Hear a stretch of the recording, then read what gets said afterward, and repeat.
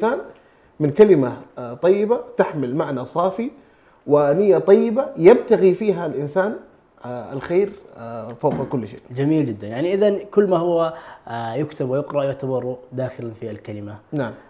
الطيبة. طيب أعود أو أنتقل إلى زميلي سلام. يعني أتناقل معك أو أتحدث معك أو أتحاور معك حول نقطة مهمة. ما هو أثر الكلمة؟ خلينا نبدأ أول شيء أثرها على الفرد. كيف ممكن أن نحلل أثر الكلمة الطيبة تحديدا على الفرد الذي بكونه يعني واحد من أفراد المجتمع، بالتالي سوف يؤثر على المجتمع؟ جميل جدا. أولا الكلمة هي سلاح ذو حدين. جميل. فالكلمة تؤثر على الجميع. فأما على الفرد فكل كلمة فهي يا إما أن ترفعه إلى الأعلى وإما أن تجعله في الأسفل. صحيح. فبالكلمة دائما تستطيع أن تبني مستقبلا رائعا، تقدر تبني مستقبل مزدهر بالعطاء والآمال وكل شيء جميل، بعكس إذا كانت الكلمة هادمة وأثرها غير جميل خاصة في هذا الزمن. وكما قلنا الكلمة دائما هي أساس لرفع الإنسان أو إنزاله إلى الأسفل. الله. جميل. وبذلك نعتبر الكلمة هي سلاح هذه الأمة في هذا الزمن. كما قلت أثرها في التواصل الاجتماعي، بعض الأحيان تسمع كلمة تطلع بمزح، ممكن الكلمة هذه تأثر على الإنسان مدى الحياة ولا يقدر ينجح في أي حاجة.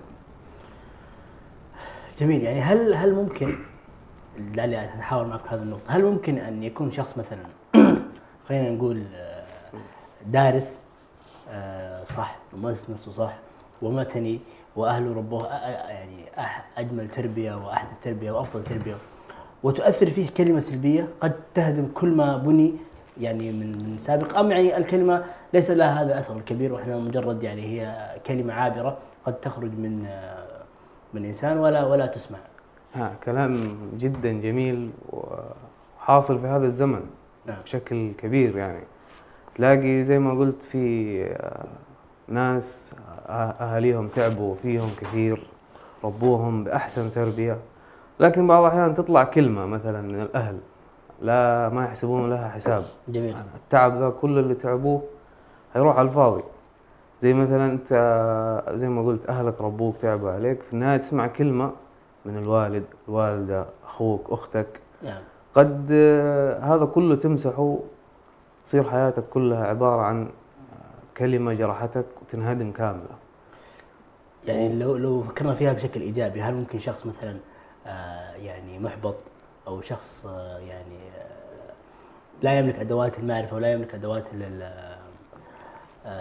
خلينا نسميها لا يملك أدوات التعامل مع الناس في هذه الحياة، تؤثر فيه كلمة طيبة، هل ممكن يعني تؤثر فيه إيجابا؟ تأثر بشكل كبير. جميل جدا. يعني هذا هو هنا تكمن أهمية الكلمة الطيبة. صحيح. شاكرك أخوي عمر. طيب نعود إلى أخي أنس. لو جينا يعني نحلل أثر الكلمة الطيبة في المجتمع، خلينا نقول هل ممكن للكلمة الطيبة أن تبني علاقات داخل المجتمع؟ يعني هل علاقاتك منوطة بلسانك بين أفراد المجتمع؟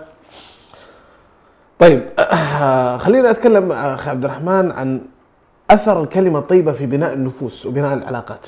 الله عز وجل في القرآن الكريم ايش ذكر؟ قال ضرب الله مثلا كلمة طيبة كشجرة طيبة أصلها ثابت وفرعها في السماء. جميل. الله عز وجل هنا في هذه الآية ايش يبين لك؟ يبين لك بأن الكلمة الطيبة لها آثار.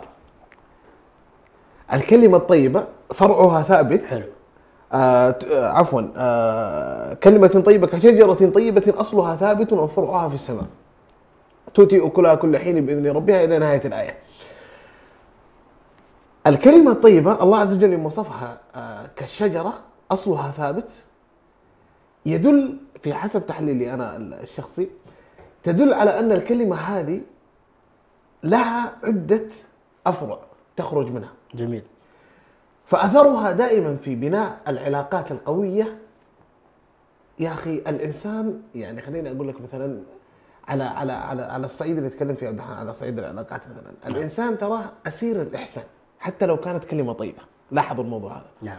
الإنسان لو أعطيته كلمة طيبة في خلال المسيرة اللي هو فيها، هو يشعر بأنه كان ممتن لهذه اللحظات ولهذه الكلمة.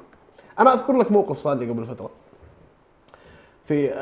في مكان ما، التقيت مع أحد الأخوان، يعني فرآني كذا، كنت أشتري منه، هو كان محل خضار قبل كم يوم الكلام هذا، فجاء قال لي يا أنس، طبعا هو قال لي أنا دائما كل ما أشوفك أشعر يعني دائما أنت هادي. قلت له غريبة، يعني أنا أول مرة واحد يقول لي هذا الكلام. قال لي والله ما أدري، بس أنا دائما كل ما أشوفك أشعر يا أخي وكأنك كذا.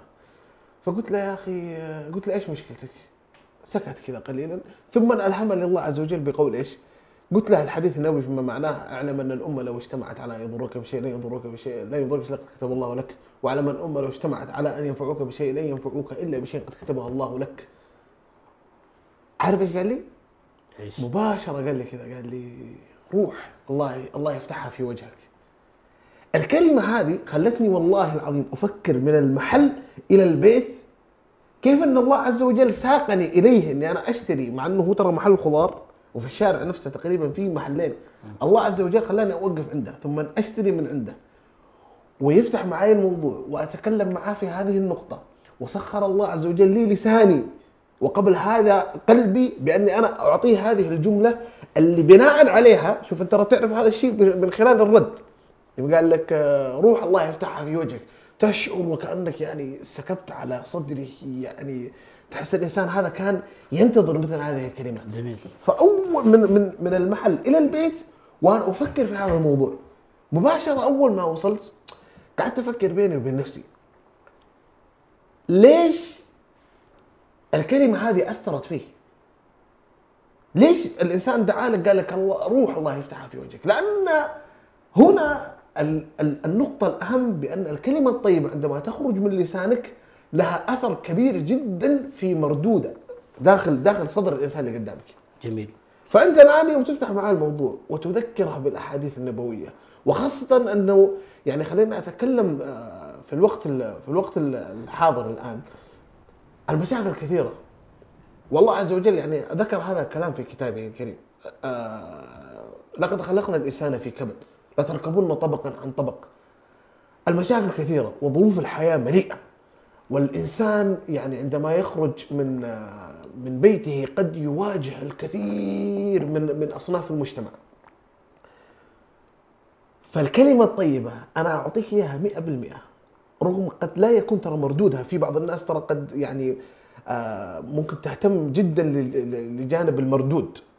يعني احيانا الانسان تقول يا اخي انا تكلمت مع الانسان بطريقه ايجابيه ولكن ما لقيت منه مردود. انا اؤكد لك من هذا المكان بان اي كلمه طيبه ان ترميها بس بشرط انها تكون ناتجه من قلبك صادقه، والله صدقني انها ان واقعها على اللي قدامك كبير جدا ولا مستحيل. ولكن اللي يختلف بانه اللي امامك قد لا يحسن مثلا التحدث، قد ياخذ الكلام هذا ولكنه يؤثر في بعض الناس، جاف الكلام هذا يؤثر عليه داخليا ولكن ما يستطيع انه يرد. جميل. ولكن بعض الناس مشاعري، نفس هذا اللي قابلته قال لي روح الله يفتحها في وجهك، واكيد انكم انتم خذتوا تجارب والى اخره. نعم. فهمت علي؟ جميل. فالرجل هذا من بعد هذا الموقف نزل الله عليه، يعني انزل الله عليه معي سبحان الله، صارت في محبه. وانا طبعا بعد توفيق الله عز وجل انا اعتقد والله اعلم بسبب ان الله عز وجل وفقني لقول هذا الكلام الطيب، فنتج من هذا الشيء ايش؟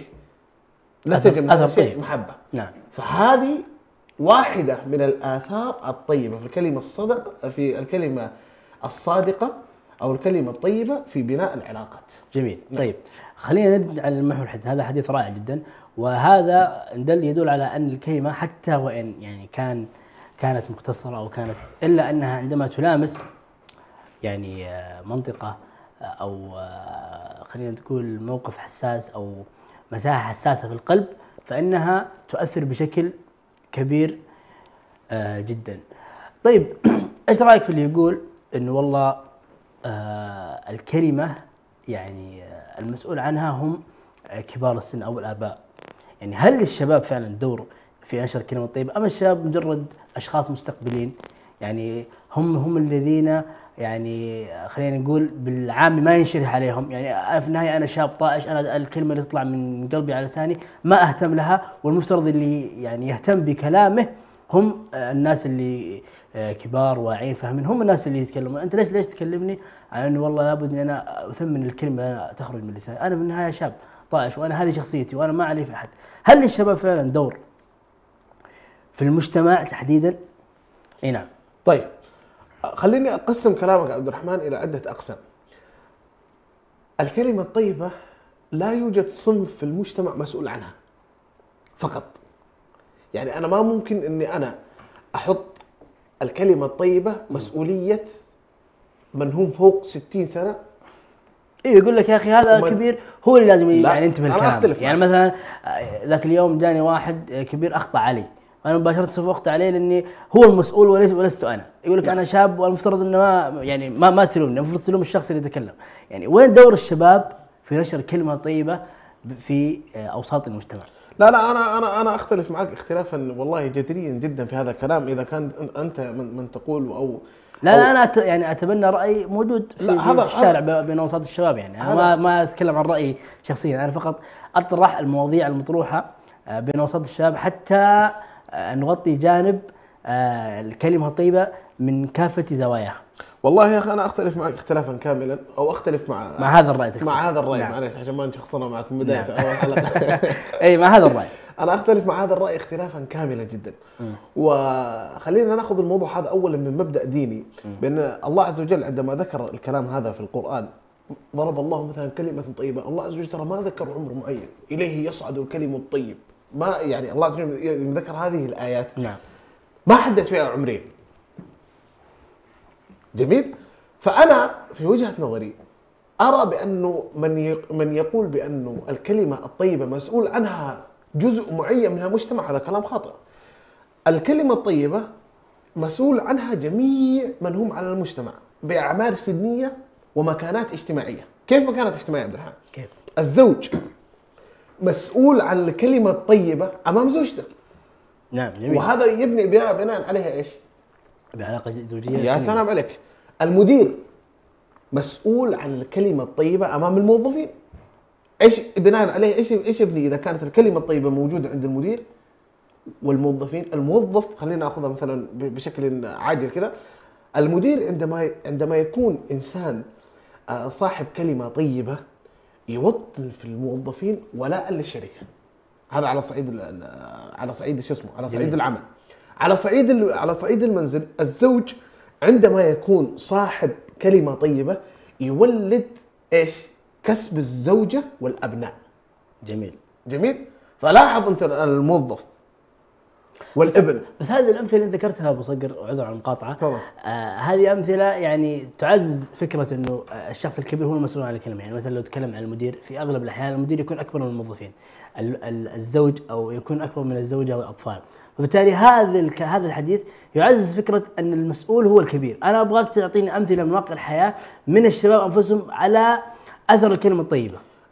خذها على صعيد الابناء. الابن الان أما له واجب إذا كان أبوه مثلا كبير في السن، أما له واجب بأنه هو يكون صاحب كلمة طيبة. ليش؟ أنا أعطيك مثال الآن. إيه؟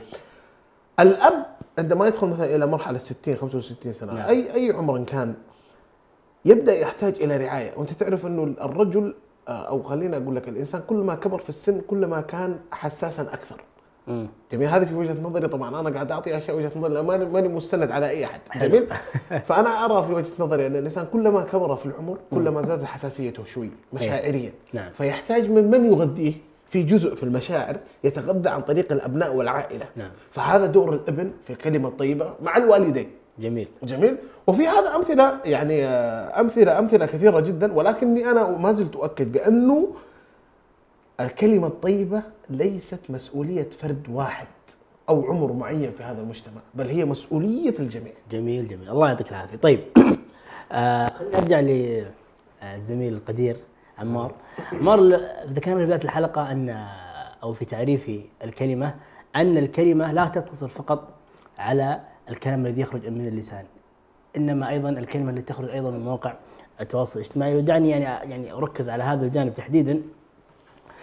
كيف نجعل من وسائل التواصل الاجتماعي منبرا للكلمه الطيبه؟ يعني انت الان كل شخص فينا هو صاحب حساب في مواقع التواصل الاجتماعي، سواء في تويتر او انستغرام، هو عضو في مجموعات، وهو ايضا لديه محادثات على الخاص مع كثير من فئات المجتمع. هل هنا في هذا المنبر هل ممكن ان تكون صاحب كلمه طيبه وتؤثر ايضا في المجتمع؟ طبعا بالتأكيد. زي ما قلنا ما تفرق الكلمة تطلع من مواقع التواصل الاجتماعي أو وجها لوجه، فهي كلمة في النهاية. وخلف الشاشات ناس بعض الأحيان تكون مكسورة، ناس بعض الأحيان تكون أصلا هي تعبتها الحياة بما فيه الكفاية. عاد نعرف أمثلة كثيرة في الحياة دي، فيوم ترمي لها كلمة بعض الأحيان يقول لك والله هو قال كلام فأنا زعلته وقلت له كلام.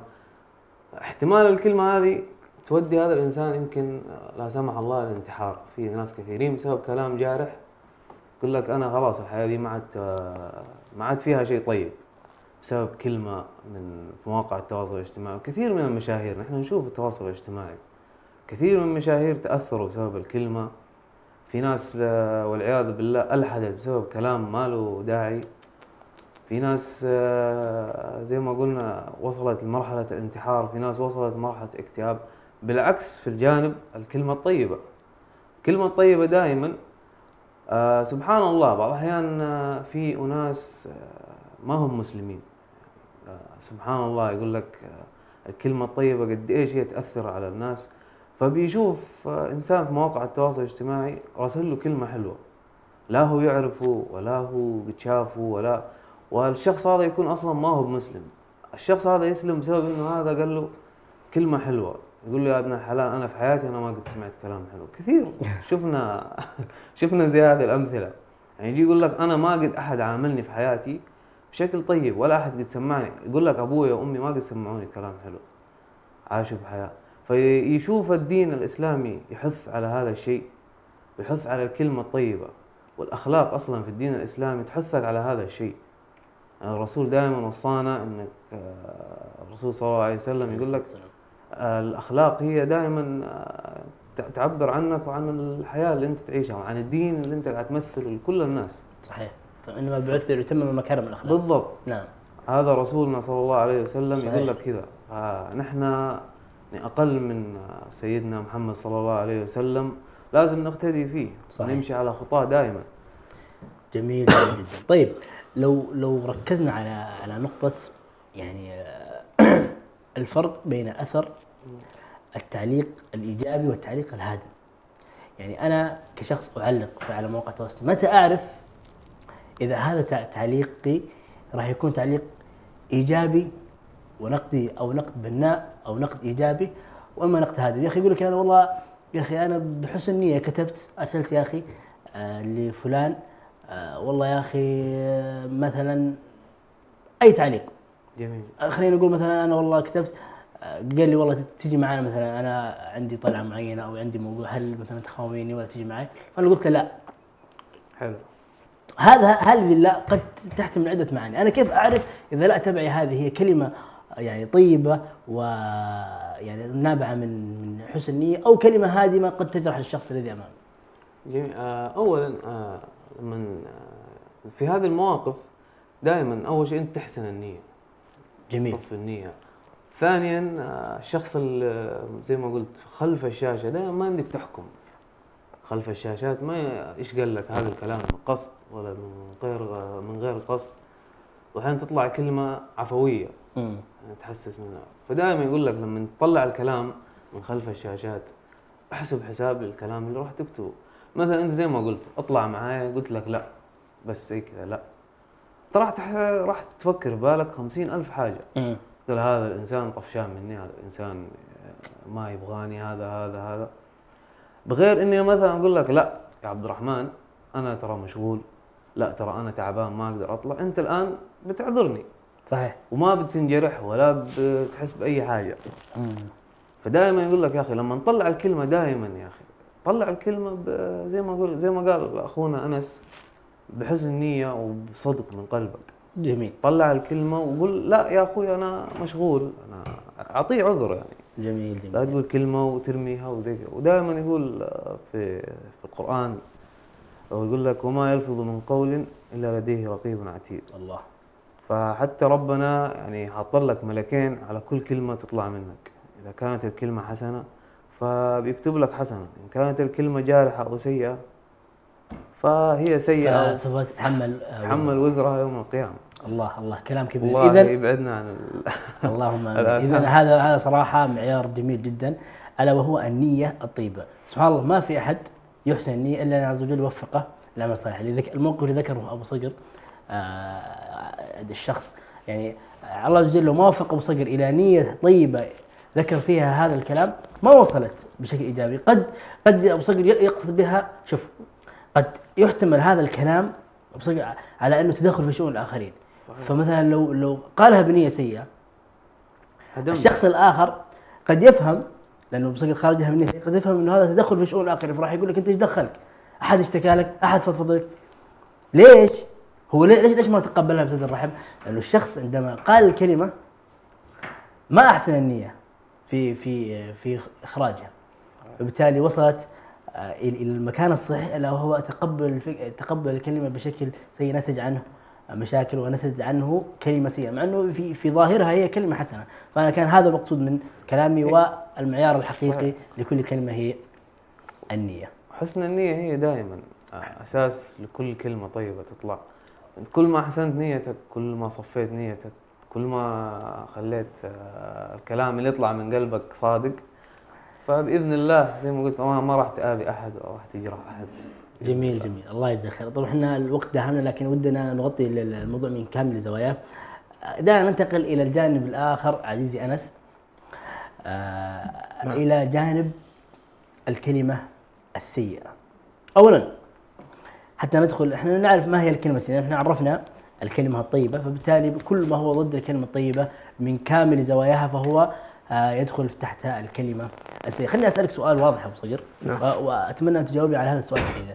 هل الكلمة الجارحة تترك أثرا أكبر من الفعل أحيانا؟ لأنه في ظاهر الأمور الفعل سواء كان إما بضرب إما باعتداء يترك أثر واضح عند العين. هل الكلمة قد تترك أثرا أعمق من الفعل؟ نعم وبكل تأكيد أنا أؤكد لك هذا الكلام، بأنه الكلمة السيئة لها في القلب، يعني خليني أنا أبسط لك الأمثلة.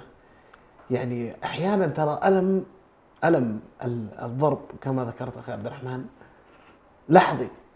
مثلا يعني أنا الآن لو مجي أضرب واحد مثلا على كتفه قد يورم، جميل، ويتألم في لحظتها، ثم من 3-4 أيام يختفي هذا الألم وتنتهي الموضوع. ولكن الكلمة السيئة أثرها على النفوس كبير جدا، وأنا لا أعمم هذا الشيء. في بعض الناس يعني خليني أقول لك أنماط الشخصيات مختلفة.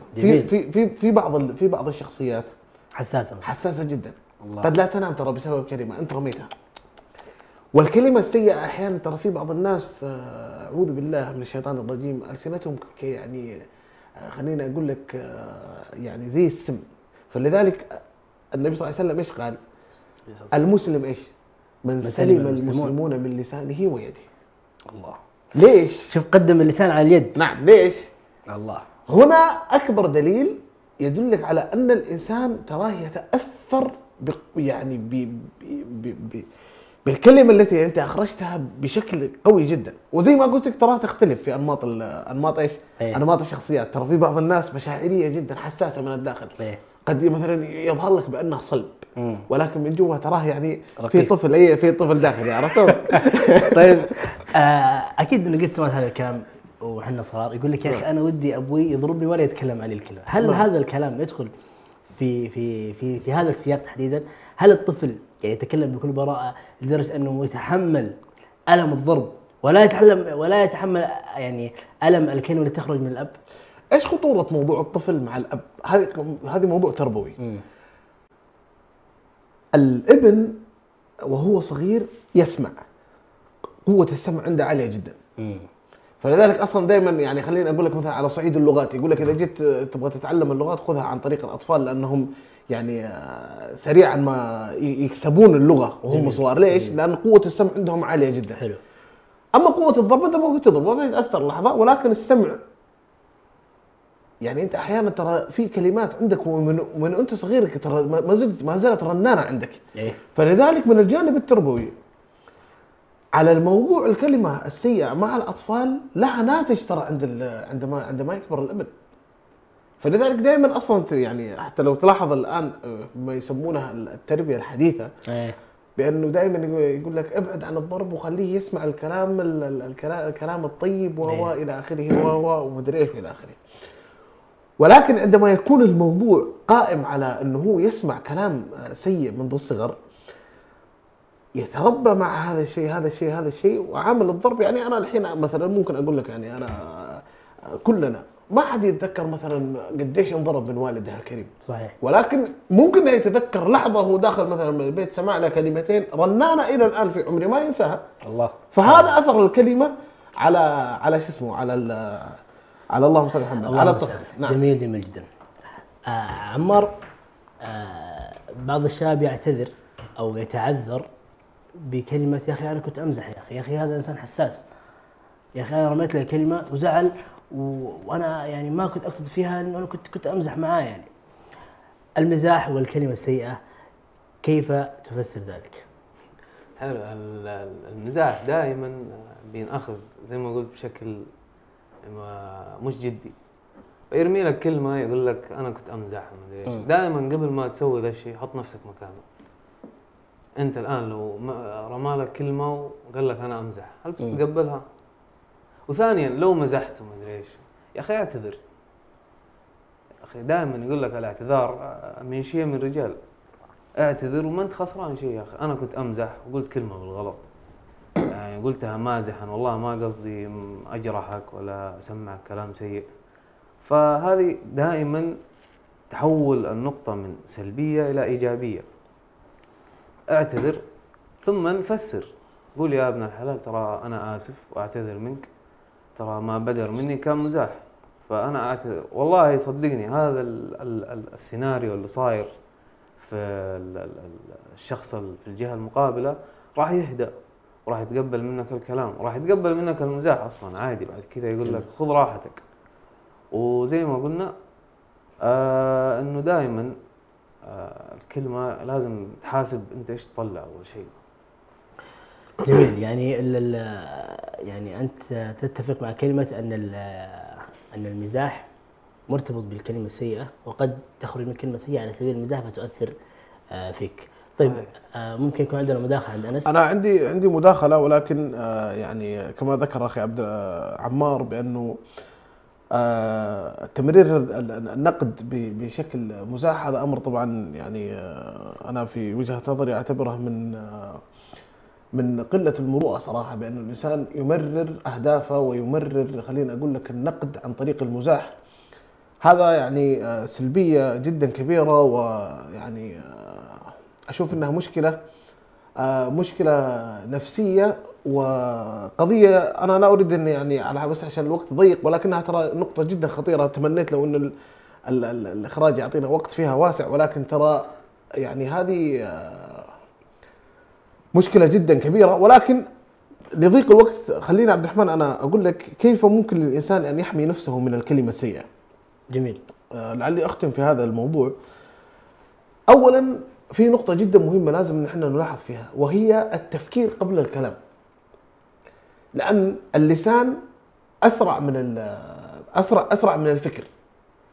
فالإنسان عندما يفكر قبل أن ينطق ستخرج معه الكلمة الطيبة. فلذلك دائما أنا أقول أهمية تمحيص الكلمة قبل إخراجها، خاصة للناس. يعني خليني أقول لك أنا لن أعطي عمر معين، ولكن يعني للناس البالغين مثلا خلاص أنت الآن دخلت إلى عمر معين، فأنت الكلمة الآن اللي تخرج من فمك تراها محسوبة عليك. حلو. جميل. فضروري جدا بانك انت تمحص ما تقول قبل ان تنطق، يعني ما هو اي شيء يخطر في لسانك تنطق به، لا انت محص الكلام، لانك انت الان اصبحت انسان الكلام اللي انت تلقيه يؤخذ عليك على محمل انك انت انسان رجل، ما انت الان ما انت صغير، انت شاب الان. جميل. فانت اي كلمه تخرج منك الان هي محسوبه منك. هذا واحد. اولا ايش؟ التفكير قبل النطق. اثنين، الاعتذار عند الخطا. قد احيانا الاعتذار لا يكون بالشكل اللي هو مطلوب، يعني الاعتذار قد لا يصحح الخطا كامل، ولكن قد يلامس جزء منه. جميل. فالاعتذار شيء موجود. التعويد الالسنه على الخير. الانسان عندما يعود دائما لسانه على نطق الخير بتلقاه ايش؟ عندما يروح يقابل يتكلم تصير مشكله يصير لسانه ايش؟ متعود على الخير. جميل. جميل. ما هو متعود على الشر. اخيرا الرد بالاحسان.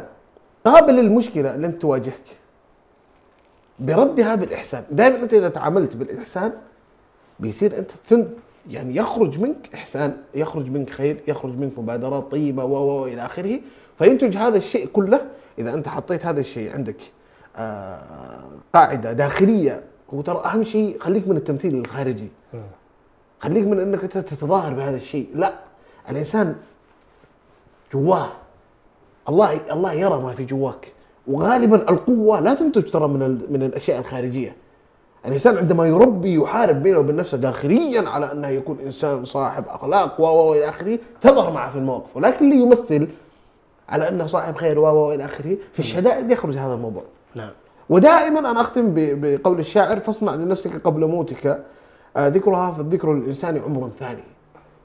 الذكرى قد لا تكون ترى ايضا وانت ميت فقط، حتى تكون ذكرى عندما تفارق اي مكان. الناس تذكرك بخير. جميل. بان هذا الانسان صاحب خير، صاحب كلمه طيبه، صاحب. والاهم من هذا كله هو استحضار النيه الصالحه في مثل هذه الاعمال الطيبه. ويعلم الانسان عندما يخرج الكلمه من لسانه انها لو يعني ترى والله وراها اجر جدا عظيم. اذا كانت ناتجه من نية طيبة وصادقة يراها الله عز وجل قبل هذا كله، فهي والله بوابة أجر عظيمة جدا يساعد بها الإنسان أخوه في هذا أو في هذا الزمن المليء بالمشاكل. الله يصلح لنا ولكم الحال ويحفظنا وإياكم. نعم. شاكر لك عمار.